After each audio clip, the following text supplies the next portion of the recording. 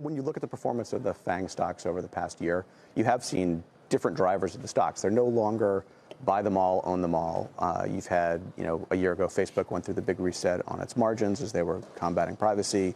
Google had a misstep in Q1. They've since recovered it. Apple had a relatively lackluster product cycle. So the market's come back and focused much more on the fundamentals of each individual company instead of saying, I just want to own this broad basket of stocks. And I think that's actually very healthy for all of them and for the market overall. Yeah. You trimmed your Facebook holding.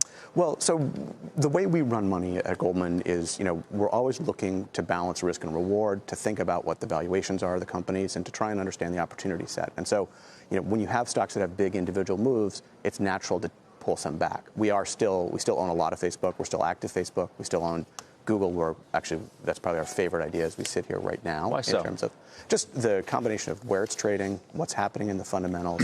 As you think about the fact that the business reaccelerated for the first time in Q2 of this year, they gave us some disclosure around the cloud side of their business, which is going to be an incredibly positive driver of that business over the next couple of years.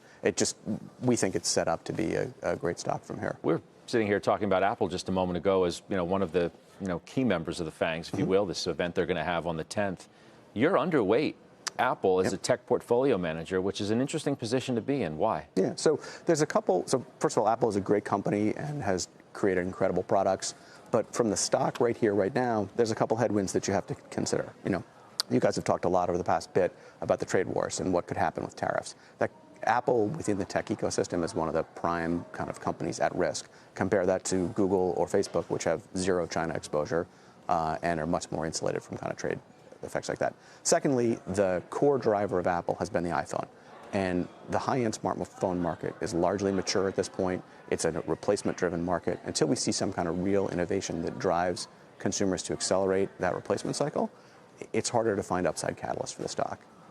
We very much focus on what's the fundamentals of the company, where are things changing, and where could things get better than what the market appreciates. So when we look at a company like Google or some others out there, we see tremendous opportunity and tremendous upside.